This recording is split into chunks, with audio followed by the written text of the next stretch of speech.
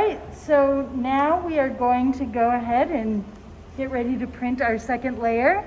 I have changed the cartridge from teal to the dark blue, or maybe it's called medium blue color.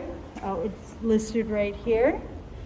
So just like we did last time, since I've changed the cartridge, I'm going to make a blank master just to make sure there aren't any ghosts of previous prints affecting my new print designs. So empty glass, hit the make a master button, and then hit the start.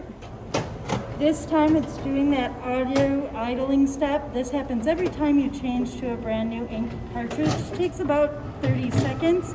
And what's happening is the machine is pushing fresh ink into the screen of the ink cartridge. So it helps ensure better printing. It takes about 30 seconds, don't interrupt it.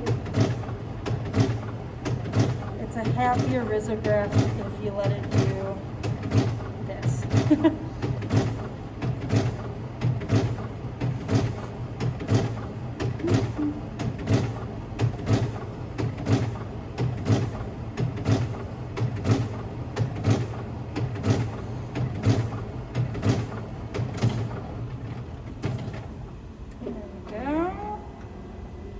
Now it's making the master. Again, this will come out an empty white page because we didn't put any image for it to scan into the screen.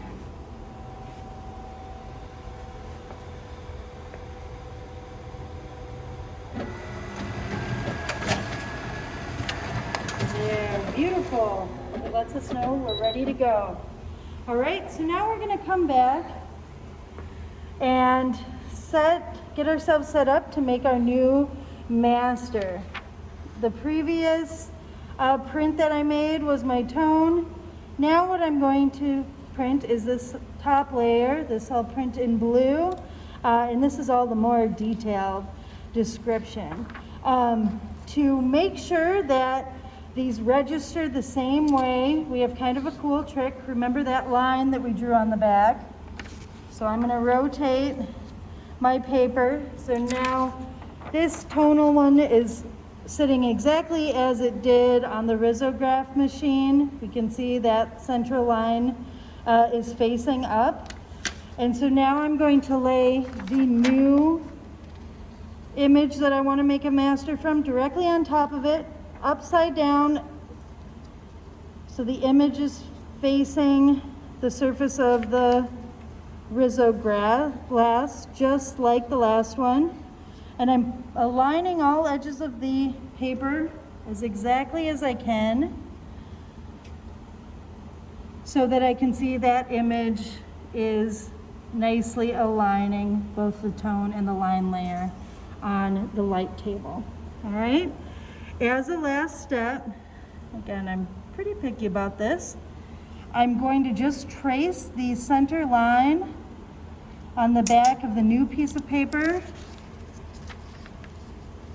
from the previous layer paper. So now I have a center line that hopefully will perfectly register with the previous print. And without turning it any new direction, I'm just going to carry it over to the Riso machine and place it directly on the glass surface. Now I'm aligning that center line with the white arrow, which should put the corners of this piece of paper right at the 8.5 mark, both on the top and on the bottom. All right? Now what we're going to do is we're going to make a new master.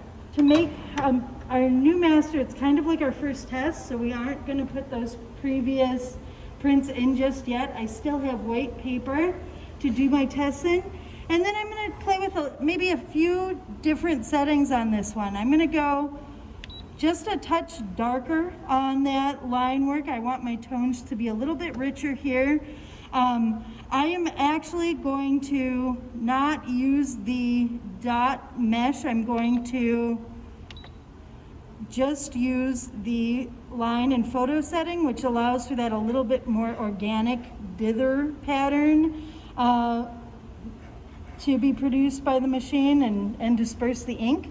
All right, and I think I'll go ahead and make my new master. It kind of knows that that's the next thing I want to do. The light is already illuminated next to the master making button, so all I have to do is press start. Here we go.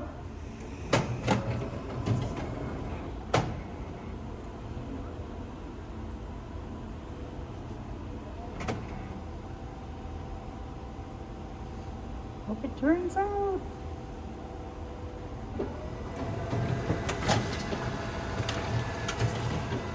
Ooh. All right, so here's my first master that came out. Yeah, that's correct. Again, it's a little weak on this side, so I'm gonna go ahead and make a couple more just to see if I like it. Oops. Let's make 3.